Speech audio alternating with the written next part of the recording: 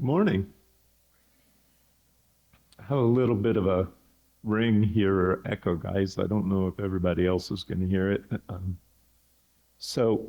When Judy made her comment about what was pretty in front of the church, I wasn't sure whether she was talking about Junior and I. I doubt either one of us have been described as pretty, but thank you, Judy. I'll say thank you for both of us. I had to turn my head to see what it was exactly she was referring to.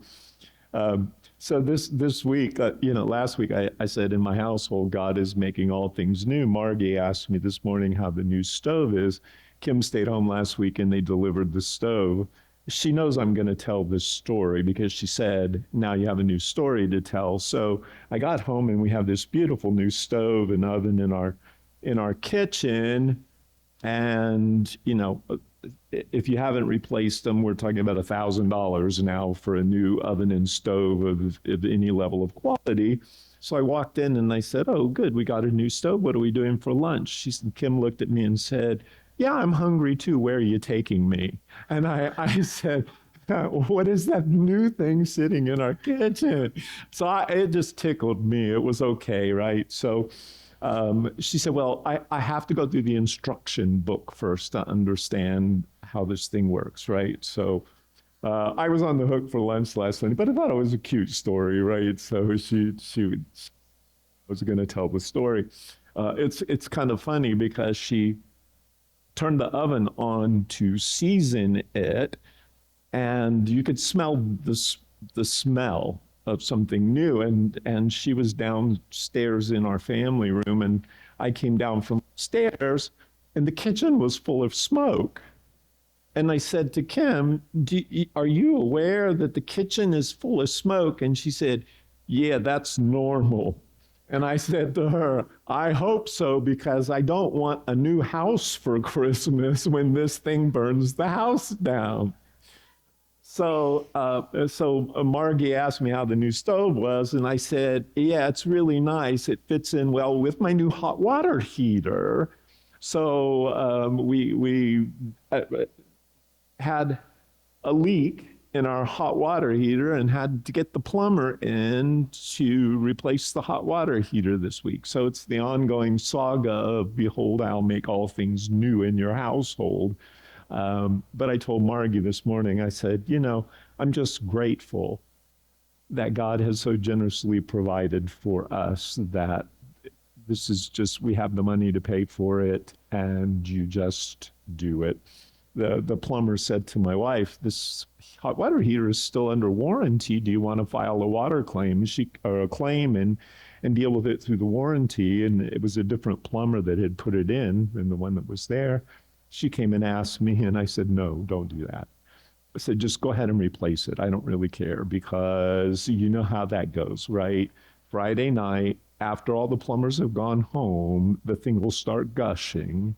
I'll have to turn the water off to the house, have an emergency call to a plumber that'll wind up costing me more in the long run than it is just to replace this thing right now, right? That's just the way things work. So we have, uh, uh, I don't know, we're not running our um, air conditioning system, so I don't know what's going to go next. I guess my heating systems, we have a couple of those. I keep looking at them. So, but that's life in a fallen world, and it's a good thing in a sense, because it does remind us that this world is only temporary, right? And that there is a world we live in is touched from top to the bottom and everywhere in between with the corruption that came from the fall of man. And our hope and our peace and our joy, it comes in this season we're celebrating that one day all these things will pass away. And as the people of God, we will live in a new creation where there's a new heaven and earth that is completely untouched by the corruption that we experience on a day-to-day basis. So there's little pictures that should give us joy. Right? We look at them. Writing the checks for them doesn't bring me a lot of joy. Having to deal with the fallout doesn't, but it does remind me that there is another day coming, And Jesus will return in that second advent, and all things will be set right again. And that's a reason to have joy, if nothing else, isn't it? As the people of God. So we have been talking about Emmanuel and looking at that concept of Emmanuel, God with us, through the lens of covenants that God has made. And we looked at the original covenant that was not stated explicitly with Adam and Eve, but that idea that they were to be God's representatives, and he was going to be their God, and there was an interplay. And we looked at the covenant God made with Noah after the flood, and how there is a very clear picture there of a return to that initial state through the flood when when waters were over the face of the earth and darkness covered everything. And yet God brings out of Noah's flood a renewed, if you will, creation. And the sign of it is that God puts a rainbow in the sky. And last year we talked about this journey of light, but the reality here is that once again, light shines because that's the source of a rainbow, right? It takes us back to that initial creation story in Genesis chapter 1, where God says, let there be light. And so the light of God once again shines, and it's reflected in that rainbow again. Light has come back to the earth. The water, the water recedes. I kept wanting to say secedes, but that's a Civil War term. That's not the right one. The water recedes. And once again, there is light, as evidenced by that rainbow. And God is interacting with the new representative in the person of Noah and his family. And we see how, even though God brings about that renewal process, things begin to go very badly again. And ultimately, God continues to work. And we come now to a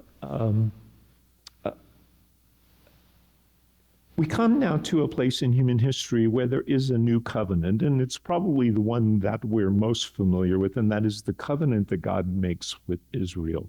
You know, one of the difficulties when we're looking at some of these kind of macro themes is that there's a whole host of characters between each of these where God is continually working in people's lives. There's more to the story. We're looking at a few separate incidents where there is an explicit covenant. But if we just kind of let our minds wander back through what we learned in Sunday school, we realize that God, even between these periods of time, is busy. And he's interacting with people. And he's moving history forward in a direction that will ultimately culminate with the coming of Jesus. I think the important thing for us here is to remember that as human beings, our identity is grounded in the purpose that we were created for. And the chief among those is we were created to live in God's presence and to represent him. That is the chief reason that you and I are here, and the chief role of humanity. I had an incident this week. I say incident, it's not a bad thing, but you know, I teach at the community college, and this past week they did a showcase for the students to just kind of show their work off that they've done this year. To their peers and some family members and the faculty members. And these are kids that are, you know, some of them are just starting out in the program. Some of them, like the ones from my class, are finishing up their first 2 years, getting ready to graduate. And I watched this kind of, you know, spectrum of students. They are scarily good. I mean, I'm sitting there watching them thinking these kids are coming into this program, and I teach in the software development program, these kids are coming into the program with a skill set and an ability that the people of my generation were lucky to have when they graduated from a 4-year degree program. That's where they're starting. And, my job, fortunately, the class I teach isn't so much content and technical content because they know more than I do about the programming languages that they're working in.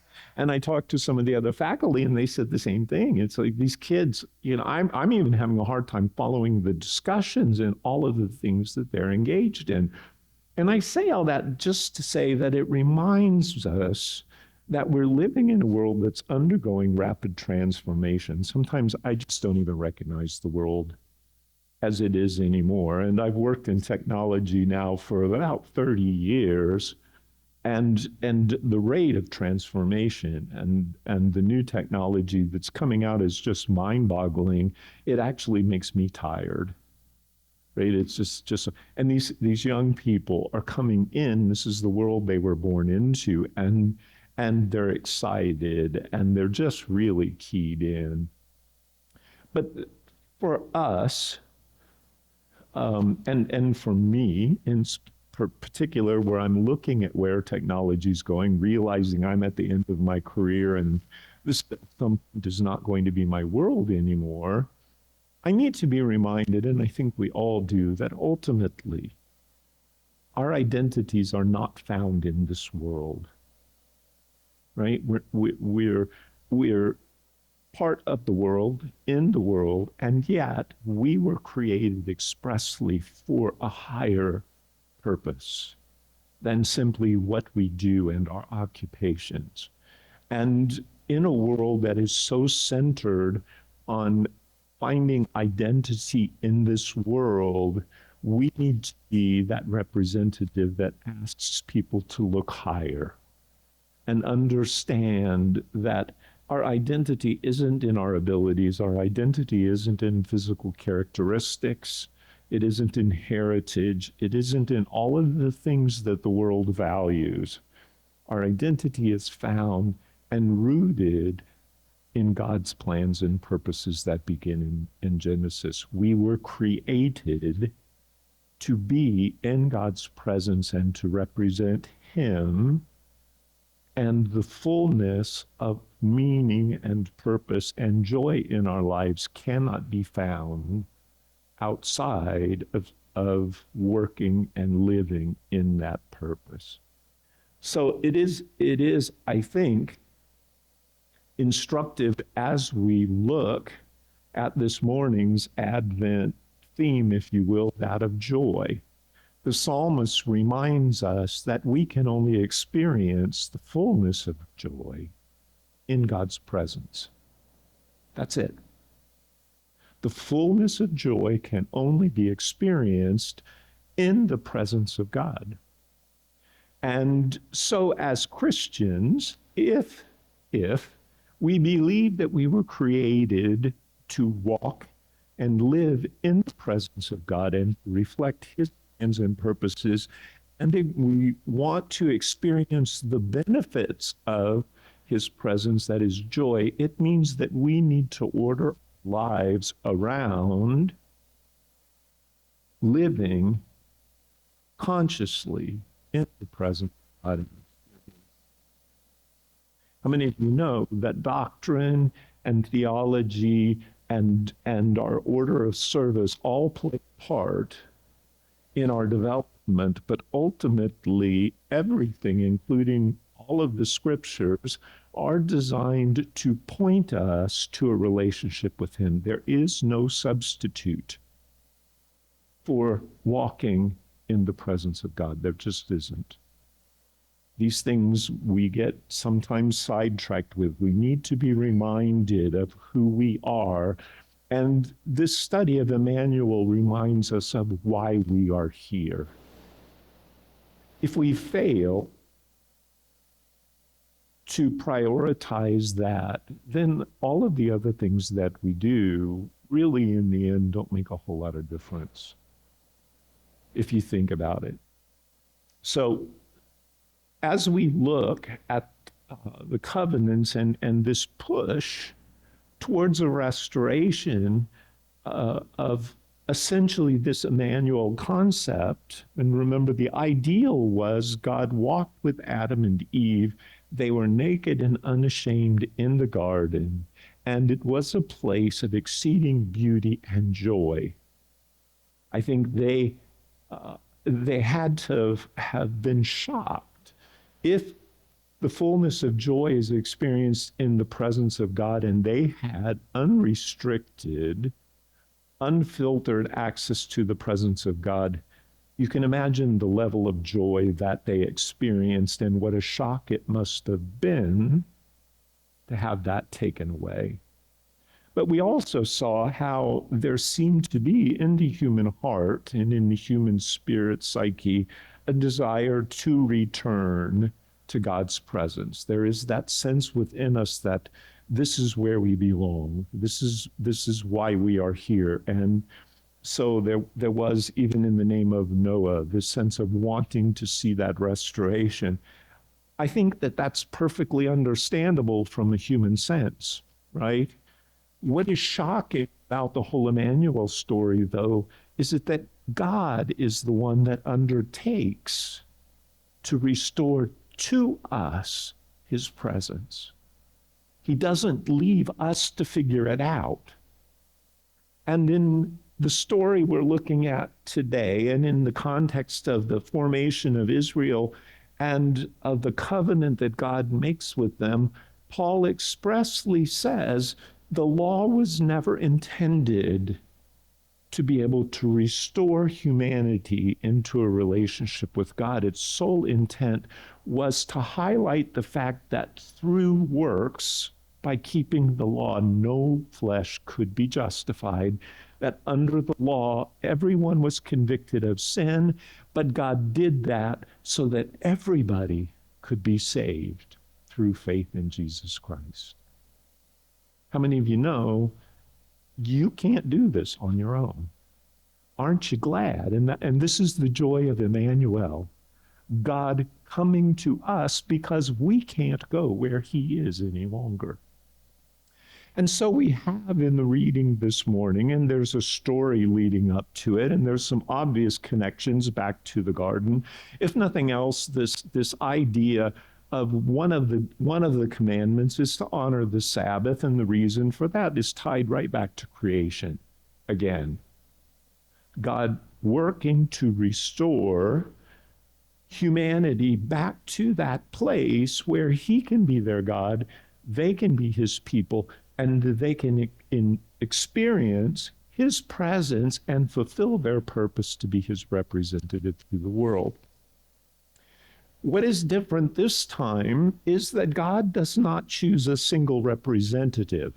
Now, he does choose Moses to go to Egypt to bring his people out of bondage in fulfillment to his covenant with Abraham. But ultimately, as we look at this, now God has chosen to work through a group of people who were not the people of God, a people that by God's own declaration, there was nothing special about them. There was no reason for him to choose them. There was no merit in them. God chose to set his love upon them and work through them simply because he chose to. And that's kind of where you and I are at, isn't it? There's no reason for God to have come to us, and if we're legitimately born again and have faith in him, it's only because he took the initiative and came to us. But there's no reason for him to choose us other than the fact that he chose to and chose to set his love on us. Right? He didn't choose us because we're more virtuous than anybody else in the world. He didn't choose us because we're better looking. He didn't choose us because we're smarter. He didn't choose us because we're more talented. He chose us because he chose us and chose to love us. And when we look at this particular um, set of scriptures, the Ten Commandments, if you will, that pretty much identify the core of the covenant that God is making with the nation of Israel. And the essence of that covenant is, I will be your God and you will be my people. And through you, ultimately, all the nations in the world will be blessed. And you will experience and live in a land filled with milk and honey. And I'm going to make my covenant uniquely with you among all the nations on the earth. And you are to be my people, and you are to reflect my light back to the world around you. Right? So this is the basis of this covenant, and it is found in these 10 commandments. And I think that it's instructive for us just to kind of jump ahead to the New Testament and understand that essentially the 10 commandments are pointing towards a restoration of the harmony that existed in the garden and was lost in the fall. Jesus summarized these 10 commandments into two concepts. You've got to love God and you've got to love men. Right? That's the basis of the law. And so when we look at and reduce it to that, we understand that that was the intended state of the garden and of Adam and Eve's original descendants, had the fall not happened, was for them to first love God, but then to work together in harmony to bring about God's plan. And we see the effect of the fall almost immediately. What happens as soon as Adam and Eve partake of the tree of the knowledge of good and evil, they turn on each other. And Adam ultimately turns on God and blames him for the whole mess. And we see immediately the chaos, if you will, that ensues with Cain killing Abel. That's completely antithetical to this idea of loving your brother. And so the harmony of the gospel of the garden is completely destroyed. And so God is once again setting the ideal in front of him. If we look at this whole story, and I thought this morning about how hard this is, because we could easily do a year of Advent. I'm honestly looking into some of these stories, even if we only did it at a high level of building a biblical theology of hope and peace and joy and love. If we were going to do that, we could take a quarter out of each year and really go through that to really get an understanding. And it's the same here, because this story and where we're at in human history has so many ties back to what we've been talking about that it's just impossible for us to even begin to cover them. But let me give you a couple of them. The tabernacle itself represents God coming to dwell again in the midst of his people. And it is effectively a tent that is designed to draw the mind back to the garden. When we look at the design, there's palm trees and there's pomegranates and there's the lilies and there's the flowers and there's the almond branches. And ultimately, there's colors that are woven into it and scents in terms of the incense that's built on the altar. And God is in the midst of it.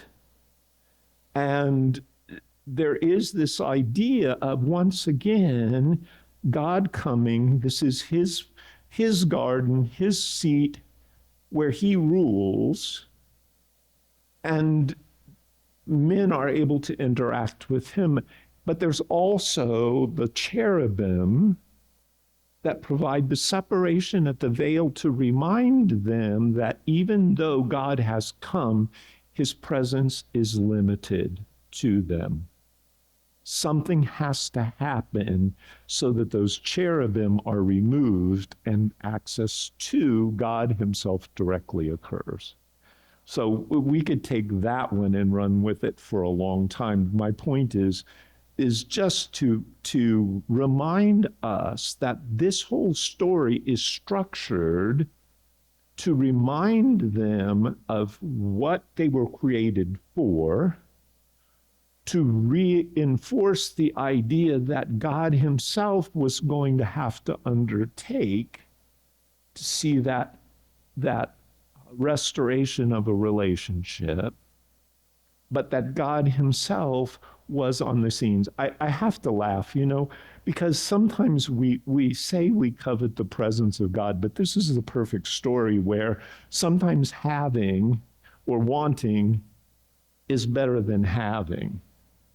Because what they find is experiencing the presence of God on that mountain isn't at all the pleasant experience they were expecting. Right? God comes down, they experience the presence of God, and it shows how far humanity has strayed from God's presence, that they are in fear and terror of God, even removed onto the mountain where they're not dealing with him face to face, but rather the manifestations of him on the mountain.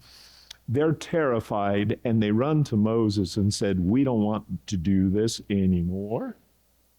You go and talk to God.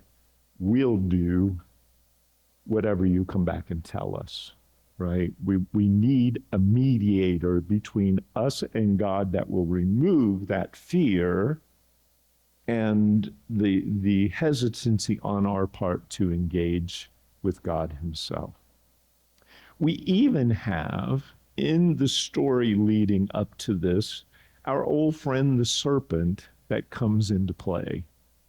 You'll remember that during their time in the journey, they grumbled and complained against Moses once again, and God sent fiery serpents into their midst. And Moses, at God's command, creates a pole with a bronze serpent on it to stand it up in their midst so that when they look on it, they would not die from the bites of these serpents. Jesus himself said, "That was me. I am the final antidote to the effects of sin." So our old friend, the serpent, makes a cameo. Jesus ultimately will defeat him on the cross, and we will have the ability once again to walk into the presence of God. So when we talk about joy and the idea that joy and experiencing the fullness of joy comes from the presence of God, it's very much tied to this idea of Emmanuel, isn't it? We can look forward to joy in a limited sense now in the ability to experience his presence. And how many of you know that the constraints to enjoying the fullness of God's presence here are on our side, not his? From God's perspective, that veil has been rent in two, and we can boldly come into his presence. But we still have to deal with the fallenness of our humanity. And the reason we don't experience the fullness of God's presence and joy is on our part. God has opened up the way for us to walk and live in his presence. And if you think about it, our whole Christian experience and the concept of discipleship is all designed to teach us to do just that. And actually being in the presence of God is the main mechanism God uses to transform us from where we started into the image of Christ. As we behold him face to face, we're changed. You and I can't change except by experiencing the presence of God. So seeking and learning to walk in the presence of God really is our highest priority if we're to fulfill all of our plans and purposes. It also occurred to me this morning that, we talk about things like joy, but we never really define them from a biblical perspective. The world has their own definitions that are rooted in human experience, wisdom being the chief among them. But we have this concept of love, for instance, and peace, and what these things mean in the context of the world.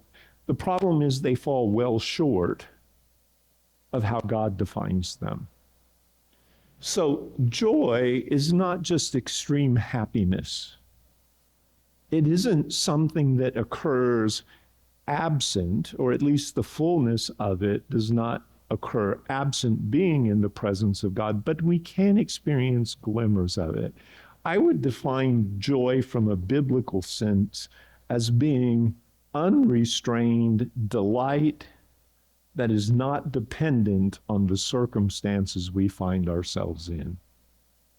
It's more than an emotion. It is that sense of ecstasy, if you will, or delight, unrestrained, that's at the core of our being.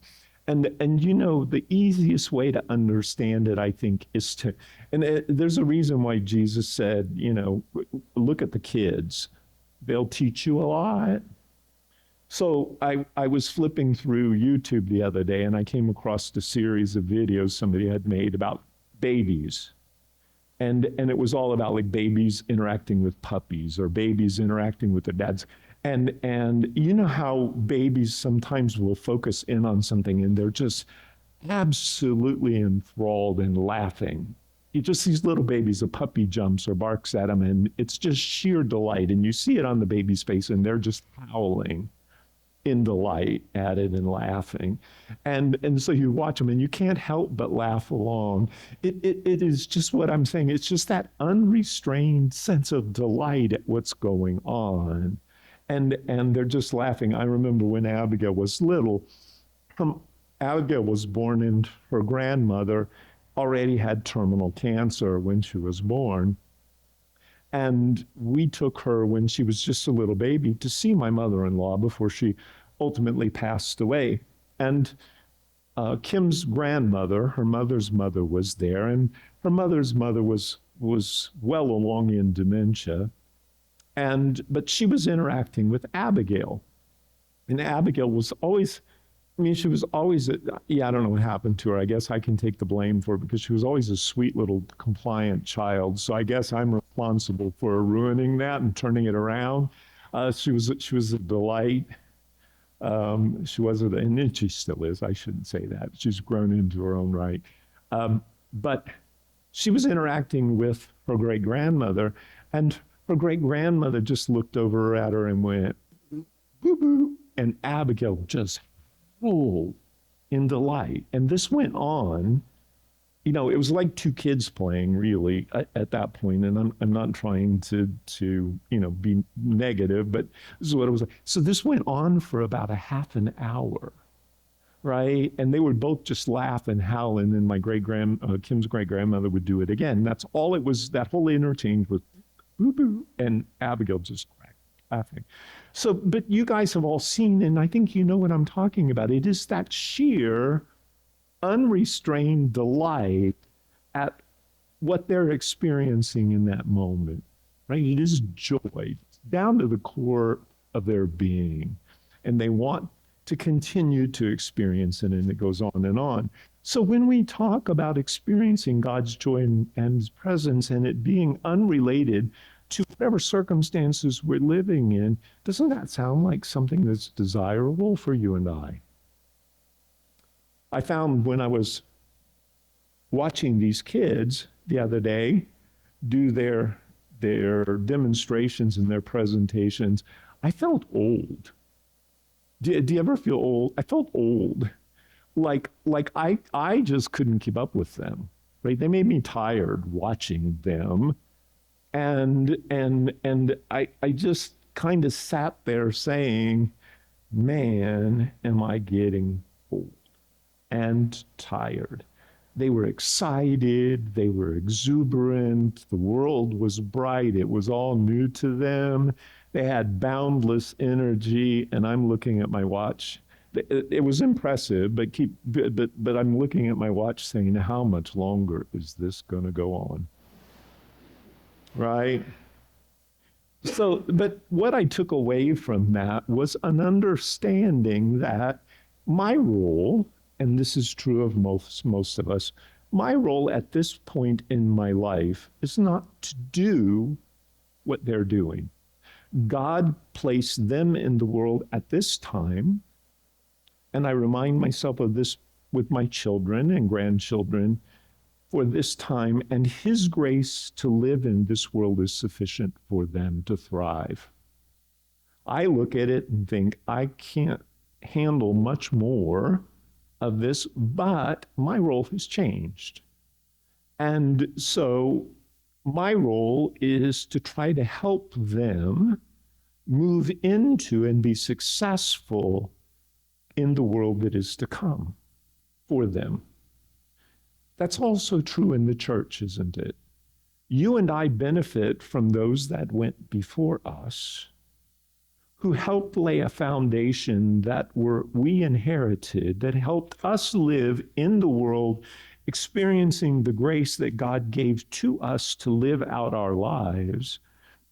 You and I are the beneficiaries of that, but now our role is to help lay that foundation for the next generation, for our children, in most cases our grandchildren, sometimes our great-grandchildren, to lay that faith foundation and to help them be successful in the world. And the chief thing that we need to convey to them is a sense that they are created in the likeness and image of God.